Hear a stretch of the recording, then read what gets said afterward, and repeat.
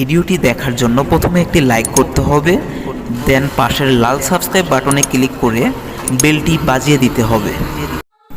Viewers, আবারও আপনাদের মাঝে একদম নতুন একটা ভিডিও নিয়ে চলে আসলাম। তো আজকের এই ভিডিওর মাধ্যমে ইমেজের ব্যাকগ্রাউন্ড রিমুভ করতে পারবেন জাস্ট 1 সেকেন্ডে। একটা ক্লিক করবেন, ইমেজের ব্যাকগ্রাউন্ড রিমুভ হয়ে যাবে।